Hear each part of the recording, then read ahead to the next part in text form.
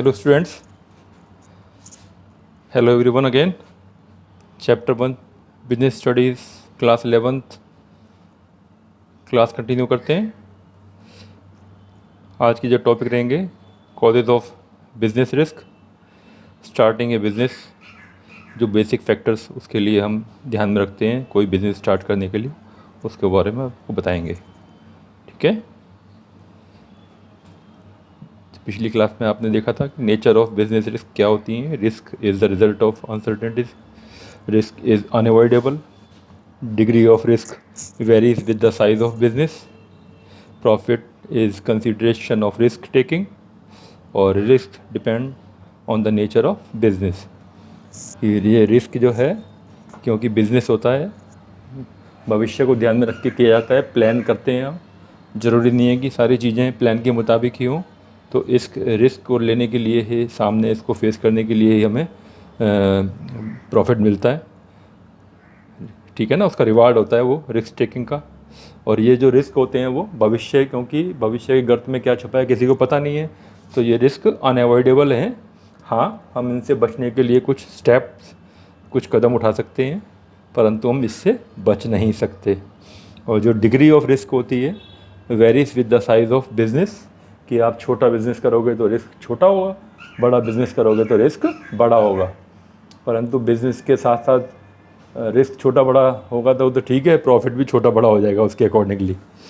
तो risk depend on the nature of business, यानी कि बिज़नेस की क्या नेचर है उसके साथ भी रिस्क वेरी करता है। जैसे कि आप, जो आदमी प्लास्टिक गुड्स में डील करता है और जो आदमी डेयरी प्रोडक्ट यानी कि दूध इत्यादि में डील करता है, तो दोनों का रिस्क फैक्टर अलग अलग होंगे, क्योंकि वो पेरिशेबल आइटम है, डेयरी प्रोडक्ट्स हुआ या केक इत्यादि हुआ।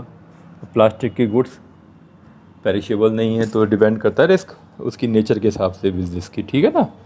अब ये जो रिस्क होते हैं, इसके कॉजेज़ क्या क्या होते हैं, इसके कॉजेज़ को हम 4 भागों में डिवाइड करके पढ़ते हैं। Natural causes, human causes, economic causes and other causes. ठीक है, इसको ज़रा एलाबोरेट करते हैं, देखते हैं इसको। अब ये जो था रिस्क, हमने पढ़ा इसकी नेचर। ठीक है ना, ये ड्यू टू अनसर्टेनिटी होता है कि हमने अनसर्टेन भविष्य के लिए हमने काम करना है, क्या पॉलिसीज होंगी भविष्य में, क्या नेचुरल कैलेमिटीज़ होंगी, हमें पता नहीं है कुछ। तो ग्राहक अगर हम जो सोच रहे हैं उस तरीके से रिस्पॉन्ड करेगा, ये भी नहीं पता है, तो ये सब अनसर्टेन है। और essential part of risk is an essential part of every business. इसके बिजनेस और रिस्क दोनों आपस में जुड़े हुए हैं। ठीक है ना, इसको हम मिनिमाइज़ कर सकते हैं पर एलिमिनेट नहीं कर सकते। डिग्री ऑफ रिस्क डिपेंड, मैंने बताया आपको, नेचर और साइज़ ऑफ बिज़नेस के हिसाब से इसकी डिग्री डिपेंड करती है रिस्क की।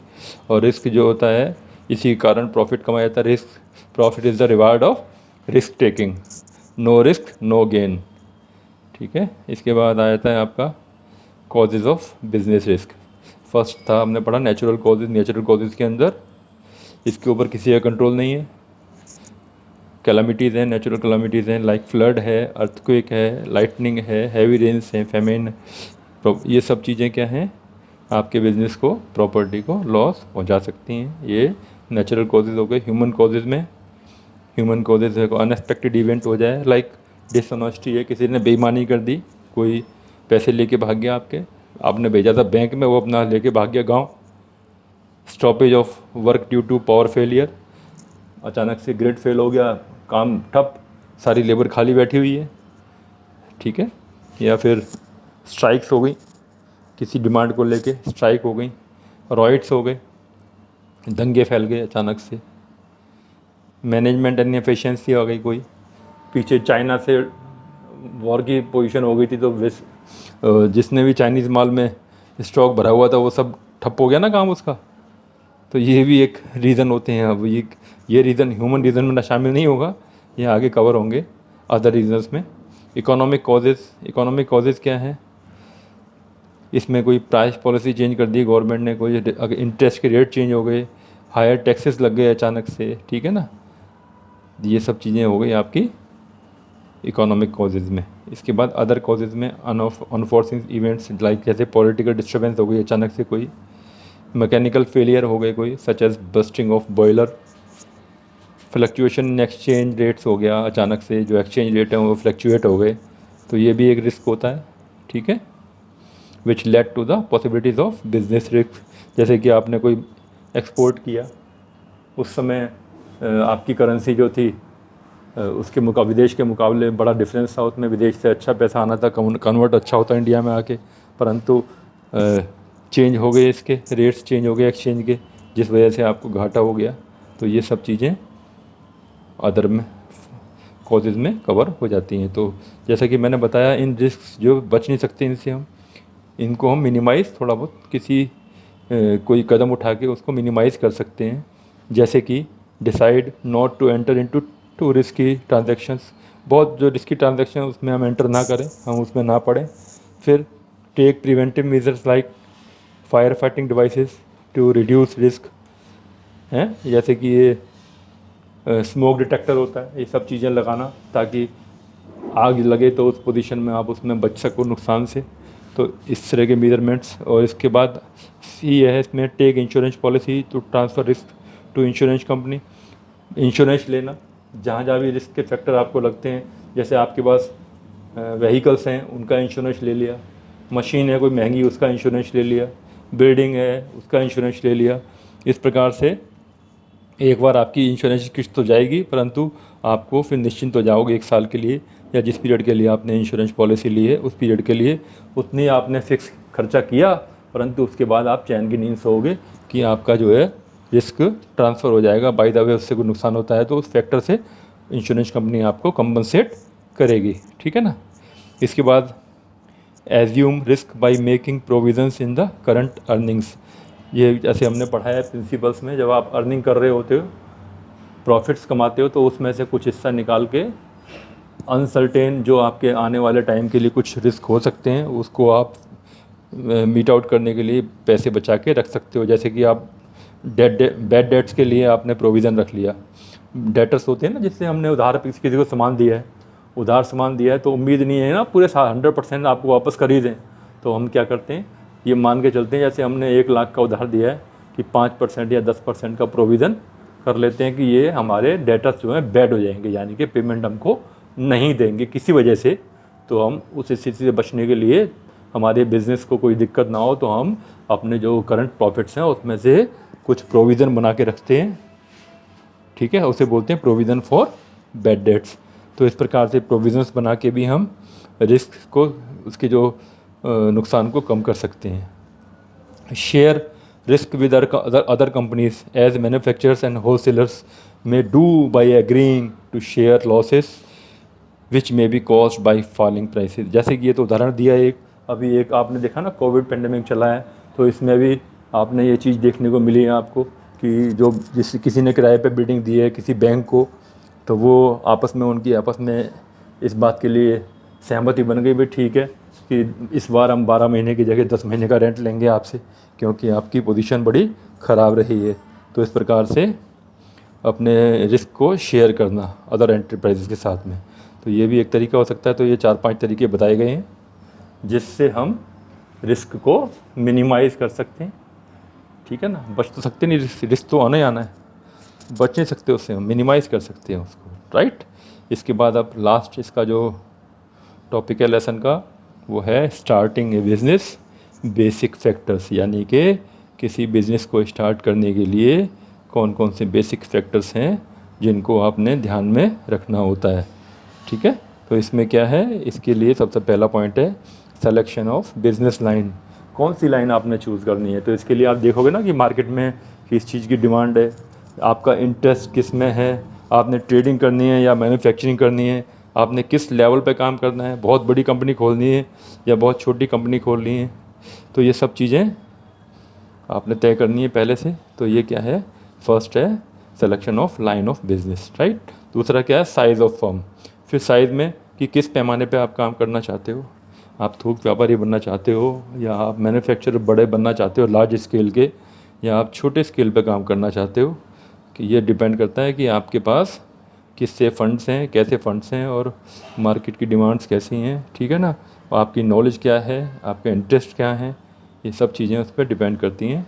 इसके बाद देखो ना, ये लिखा है लास्ट में है, if the market conditions are uncertain, market की कंडीशन ऐसी है कि बड़ा अनसर्टेनिटी है मार्केट के अंदर, रिस्क बहुत हाई है, तो उस समय वो बड़े लेवल का काम करेगा, बड़े लेवल काम नहीं करेगा, उस समय छोटे साइज़ के बिज़नेस ही प्रेफर करेगा लो। तो ये सब चीज़ें डिपेंड करती हैं स्केल ऑफ बिज़नेस तय करने का कि किस स्केल पर, किस साइज़ पर फर्म बनाई जाएगी।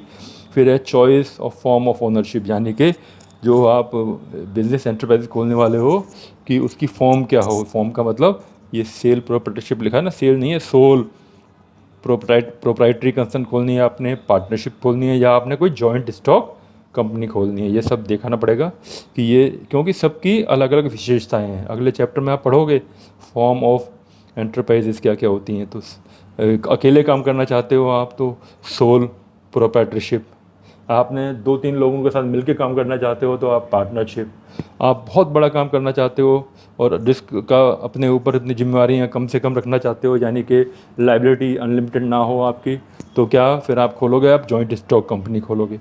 तो इस प्रकार से ये सब चीज़ें डिपेंड करती हैं कि कौन सी लाइन है बिज़नेस की आपकी कैपिटल रिक्वायरमेंट क्या है, लाइबिलिटी ऑफ ओनर्स क्या है उस फॉर्म में। तो ये डिपेंड करता है आपकी choice of form of business. देखो ना, लाइन ऑफ बिज़नेस है, बहुत बड़ा बिज़नेस करना होगा तो नॉर्मली जॉइंट स्टॉक कंपनी खोलता है आदमी, वो सोल प्रॉपर्टी कंसर्न में नहीं काम चलता है, पार्टनरशिप में काम नहीं चलता है। कैपिटल रिक्वायरमेंट बहुत कम चाहिए तो सोल खोलेगा, ज़्यादा चाहिए थोड़ी उससे तो पार्टनरशिप खोलेगा, 2-3 लोग चाहिए तब भी पार्टनरशिप खोलेगा, आपने बहुत बड़ा काम करना है बड़े पैमाने में तो जॉइंट स्टॉक कंपनी खोलेगा। तो इस प्रकार से हर फॉर्म की अपनी विशेषता है और उसी विशेषता को देखते हुए फॉर्म ऑफ बिजनेस एंटरप्राइजेस तय की जाती है, ठीक है। इसके बाद क्या है, लोकेशन ऑफ बिजनेस एंटरप्राइजेस की आपकी बिजनेस की लोकेशन क्या होगी, जहाँ पर आपको सारी फैसिलिटीज़ जो होती हैं ट्रांसपोर्टेशन की, इंश्योरेंस की, बैंकिंग की, ठीक है ना, ये सब चीज़ें आपको सही जगह पर मिल जाए, रॉ मटेरियल मिल जाए, लेबर की कोई कमी ना हो वहाँ पर, बिजली का इंतजाम वगैरह अच्छा हो, कम्युनिकेशन के अच्छे साधन हो, वेयर हाउसिंग वगैरह की अच्छे इंतजाम हो, तो वहाँ पर ही तो आप बिज़नेस खोलोगे। तो ये लोकेशन भी एक हो गई देखने वाली चीज़। फिर है फाइनेंसिंग द प्रोपोजिशन, ये मतलब आप जो कैपिटल है उसका तय करना कि कितनी कैपिटल रिक्वायरमेंट है, कौन कौन सी एसेट्स की रिक्वायरमेंट है, एसेट्स को आप किराए पे लोगे या परचेज़ करोगे, कैपिटल जो होती है अपने सारी घर से लेके आओगे या उधार लोगे बैंक वगैरह से, तो ये सब डिपेंड करता है, उसकी सब पहले प्लानिंग करनी पड़ती है, ठीक है ना। ये रिक्वायरमेंट ऑफ कैपिटल हो गया, source from where you capital raised, कहाँ से इकट्ठी करोगे कैपिटल, और best way to utilising the capital, कि किस तरीके से आप उसको यूटिलाइज़ करोगे, ठीक है। इसके बाद आ जाता है छठा फिजिकल फैसिलिटीज़ सारी, availability of physical facility including machines and equipments, building and supportive services is an important factor to be considered at the start of the business, ये बड़ा ज़रूरी चीज़ है, सब चीज़ें देखना, ठीक है। इसके बाद आ जाता है प्लांट लेआउट, उसके बाद प्लांट का layout, once the requirement of physical facilities has been determined, the entrepreneur should draw a layout plan showing the arrangement of these facilities. Layout means the physical arrangement of the machine and equipment needed to manufacture a product, right?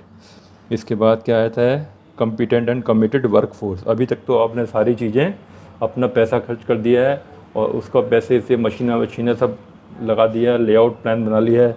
अब आता है सबसे important factor, workforce, जिनके द्वारा आपने अपने सपने को साकार करना है, यानी कि skilled labour, unskilled labour, management के जो लोग हैं वो सब आपने जुटाने हैं और ट्रेन करना है और मोटिवेट करना है, ताकि वो लोग अपना बेस्ट रिज़ल्ट दें, और उनका बेस्ट रिज़ल्ट मिलेगा तभी आपको भी अपने लिए बेस्ट प्रॉफिट हासिल हो पाएंगे। इस प्रकार से फिर क्या है, टैक्स प्लानिंग।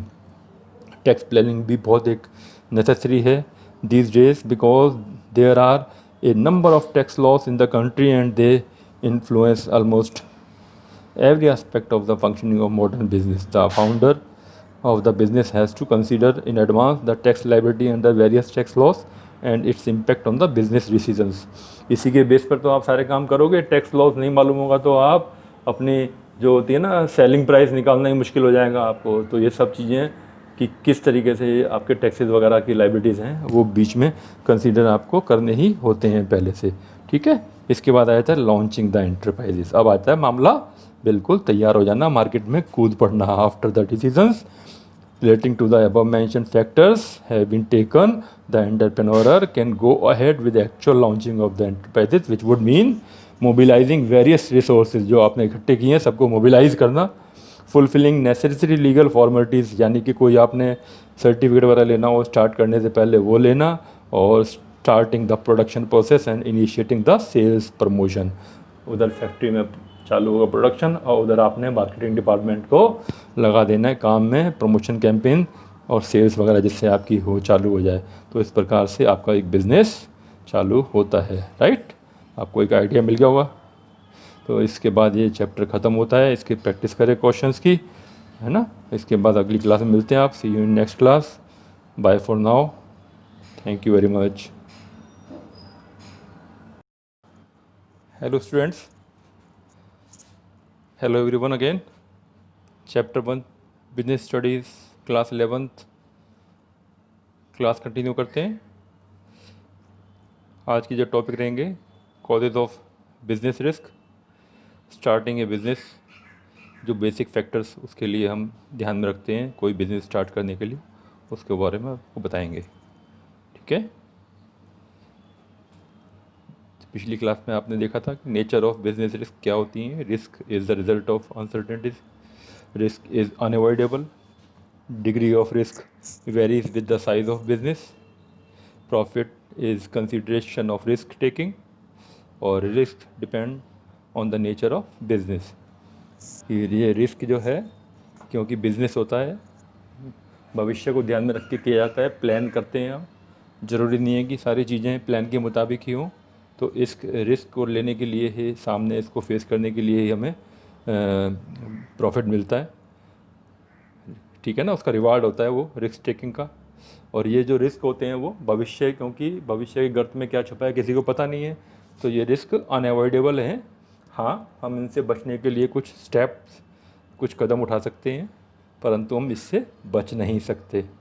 और जो डिग्री ऑफ रिस्क होती है varies with the size of business, कि आप छोटा बिज़नेस करोगे तो रिस्क छोटा होगा, बड़ा बिज़नेस करोगे तो रिस्क बड़ा होगा। परंतु बिज़नेस के साथ साथ रिस्क छोटा बड़ा होगा तो ठीक है, प्रॉफिट भी छोटा बड़ा हो जाएगा उसके अकॉर्डिंगली। तो risk depend on the nature of business, यानी कि बिज़नेस की क्या नेचर है उसके साथ भी रिस्क वेरी करता है। जैसे कि आप, जो आदमी प्लास्टिक गुड्स में डील करता है और जो आदमी डेयरी प्रोडक्ट यानी कि दूध इत्यादि में डील करता है, तो दोनों का रिस्क फैक्टर अलग अलग होंगे, क्योंकि वो पेरिशेबल आइटम है, डेयरी प्रोडक्ट्स हुआ या केक इत्यादि हुआ। प्लास्टिक की गुड्स पेरिशेबल नहीं है, तो डिपेंड करता है रिस्क उसकी नेचर के हिसाब से बिज़नेस की, ठीक है ना। अब ये जो रिस्क होते हैं इसके कॉजेज़ क्या क्या होते हैं, इसके कॉजेज़ को हम 4 भागों में डिवाइड करके पढ़ते हैं। Natural causes, human causes, economic causes and other causes, ठीक है। इसको ज़रा एलाबोरेट करते हैं, देखते हैं इसको। अब ये जो था रिस्क हमने पढ़ा इसकी नेचर, ठीक है ना। ये ड्यू टू अनसर्टेनिटी होता है कि हमने अनसर्टेन भविष्य के लिए हमने काम करना है, क्या पॉलिसीज होंगी भविष्य में, क्या नेचुरल कैलेमिटीज़ होंगी, हमें पता नहीं है कुछ। तो ग्राहक अगर हम जो सोच रहे हैं उस तरीके से रिस्पॉन्ड करेगा ये भी नहीं पता है, तो ये सब अनसर्टेन है। और essential part of risk is an essential part of every business. इसके बिजनेस और रिस्क दोनों आपस में जुड़े हुए हैं, ठीक है ना। इसको हम मिनिमाइज़ कर सकते हैं पर एलिमिनेट नहीं कर सकते। डिग्री ऑफ रिस्क डिपेंड, मैंने बताया आपको, नेचर और साइज़ ऑफ बिज़नेस के हिसाब से इसकी डिग्री डिपेंड करती है रिस्क की। और रिस्क जो होता है इसी के कारण प्रॉफिट कमाया जाता है। Risk, profit is the reward of risk taking, no risk no gain, ठीक है। इसके बाद आ जाता है आपका causes of business risk. First था हमने पढ़ा नेचुरल कॉजेज़। नेचुरल कॉजेज़ के अंदर इसके ऊपर किसी का कंट्रोल नहीं है। कैलामिटीज़ हैं, नेचुरल कैलामिटीज़ हैं, लाइक फ्लड है, अर्थक्वेक है, लाइटनिंग है, हैवी रेन्स हैं, फेमेन, ये सब चीज़ें क्या हैं, आपके बिजनेस को, प्रॉपर्टी को लॉस पहुंचा सकती हैं। ये नेचुरल कॉजेज़ हो गए। ह्यूमन कॉजेज़ में, ह्यूमन कॉजेज़ है, अनएक्सपेक्टेड इवेंट हो जाए, लाइक डिसऑनेस्टी है, किसी ने बेईमानी कर दी, कोई पैसे लेके भाग गया आपके, आपने भेजा था बैंक में, वो अपना लेके भाग गया गाँव। Stoppage of work due to power failure, अचानक से ग्रिड फेल हो गया, काम ठप, सारी लेबर खाली बैठी हुई है, ठीक है। या फिर स्ट्राइक्स हो गई, किसी डिमांड को लेके स्ट्राइक हो गई, रॉयट्स हो गए, दंगे फैल गए अचानक से, मैनेजमेंट इनएफिशिएंसी हो गई, कोई पीछे चाइना से वॉर की पोजीशन हो गई थी, तो जिसने भी चाइनीज़ माल में स्टॉक भरा हुआ था वो सब ठप हो गया ना काम उसका। तो ये भी एक रीज़न होते हैं। अब ये रीज़न ह्यूमन रीज़न में ना शामिल नहीं होगा, ये आगे कवर होंगे अदर रीजंस में। इकोनॉमिक कॉजेज़ क्या हैं? इसमें कोई प्राइस पॉलिसी चेंज कर दी गवर्नमेंट ने, कोई अगर इंटरेस्ट के रेट चेंज हो गए, हायर टैक्सेस लग गए अचानक से, ठीक है ना। ये सब चीज़ें हो गई आपकी इकोनॉमिक कॉजेज़ में। इसके बाद अदर कॉजेज़ में अनफॉर्चुनेट इवेंट्स, लाइक जैसे पॉलिटिकल डिस्टर्बेंस हो गई अचानक से, कोई मैकेनिकल फेलियर हो गए, कोई such as bursting of boiler, fluctuation in exchange rates हो गया, अचानक से जो एक्सचेंज रेट हैं वो फ्लक्चुएट हो गए, तो ये भी एक रिस्क होता है, ठीक है। Which lead to the possibilities of business risk, जैसे कि आपने कोई एक्सपोर्ट किया, उस समय आपकी करेंसी जो थी उसके विदेश के मुकाबले बड़ा डिफरेंस था, उसमें विदेश से अच्छा पैसा आना था, कन्वर्ट अच्छा होता इंडिया में आके, परंतु चेंज हो गए, इसके रेट्स चेंज हो गए एक्सचेंज के, जिस वजह से आपको घाटा हो गया। तो ये सब चीज़ें अदर में कॉजेज़ में कवर हो जाती हैं। तो जैसा कि मैंने बताया, इन रिस्क जो बच नहीं सकते इनसे, हम इनको हम मिनिमाइज़ थोड़ा बहुत किसी कोई कदम उठा के उसको मिनिमाइज़ कर सकते हैं। जैसे कि decide not to enter into too risky transactions, बहुत जो रिस्की ट्रांजैक्शन उसमें हम एंटर ना करें, हम उसमें ना पड़ें। फिर take preventive measures like fire fighting devices to reduce risk, हैं, जैसे कि ये स्मोक डिटेक्टर होता है, ये सब चीज़ें लगाना, ताकि आग लगे तो उस पोजीशन में आप उसमें बच सको नुकसान से। तो इस तरह के मेजरमेंट्स। और इसके बाद सी है इसमें, take insurance policy to transfer risk to insurance company, insurance लेना जहाँ जहाँ भी रिस्क के फैक्टर आपको लगते हैं। जैसे आपके पास व्हीकल्स हैं, उनका इंश्योरेंस ले लिया, मशीन है कोई महंगी, उसका इंश्योरेंस ले लिया, बिल्डिंग है उसका इंश्योरेंस ले लिया। इस प्रकार से एक बार आपकी इंश्योरेंस की किस्त तो जाएगी, परंतु आपको फिर निश्चिंत हो जाओगे 1 साल के लिए, या जिस पीरियड के लिए आपने इंश्योरेंस पॉलिसी ली है उस पीरियड के लिए उतनी आपने फिक्स खर्चा किया, परंतु उसके बाद आप चैन की नींद सोओगे कि आपका जो है रिस्क ट्रांसफ़र हो जाएगा। बाय द वे उससे कोई नुकसान होता है तो उस फैक्टर से इंश्योरेंस कंपनी आपको कंपनसेट करेगी, ठीक है ना। इसके बाद assume risk by making provisions in the current earnings, ये जैसे हमने पढ़ा है प्रिंसिपल्स में, जब आप अर्निंग कर रहे होते हो, प्रॉफिट्स कमाते हो, तो उसमें से कुछ हिस्सा निकाल के अनसर्टेन जो आपके आने वाले टाइम के लिए कुछ रिस्क हो सकते हैं उसको आप मीट आउट करने के लिए पैसे बचा के रख सकते हो। जैसे कि आप बैड डेट्स के लिए आपने प्रोविज़न रख लिया। डेटर्स होते हैं ना, जिससे हमने उधार पे किसी को सामान दिया है, उधार सामान दिया है, तो उम्मीद नहीं है ना पूरे 100% आपको वापस कर ही दें। तो हम क्या करते हैं, ये मान के चलते हैं जैसे हमने 1 लाख का उधार दिया है कि 5% या 10% का प्रोविज़न कर लेते हैं कि ये हमारे डेटर्स जो हैं बैड हो जाएंगे, यानी कि पेमेंट हमको नहीं देंगे किसी वजह से। तो हम उस स्थिति से बचने के लिए, हमारे बिज़नेस को कोई दिक्कत ना हो, तो हम अपने जो करंट प्रॉफिट्स हैं उसमें से कुछ प्रोविज़न बना के रखते हैं, ठीक है। उसे बोलते हैं प्रोविज़न फॉर बैड डेट्स।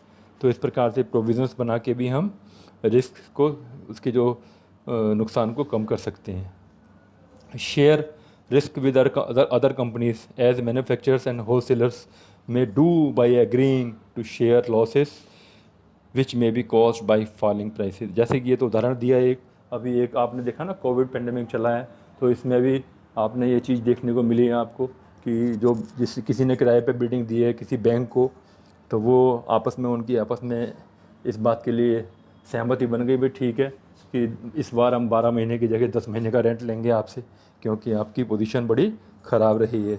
तो इस प्रकार से अपने रिस्क को शेयर करना अदर एंटरप्राइजेज़ के साथ में, तो ये भी एक तरीका हो सकता है। तो ये 4-5 तरीके बताए गए हैं जिससे हम रिस्क को मिनिमाइज़ कर सकते हैं, ठीक है ना। बच तो सकते नहीं, रिस्क तो आना ही आना है, बच नहीं सकते उससे, मिनिमाइज़ कर सकते हैं उसको, राइट। इसके बाद अब लास्ट इसका जो टॉपिक है लेसन का, वो है starting a business basic factors, यानी कि किसी बिज़नेस को स्टार्ट करने के लिए कौन कौन से बेसिक फैक्टर्स हैं जिनको आपने ध्यान में रखना होता है, ठीक है। तो इसमें क्या है, इसके लिए सबसे पहला पॉइंट है सिलेक्शन ऑफ बिजनेस लाइन।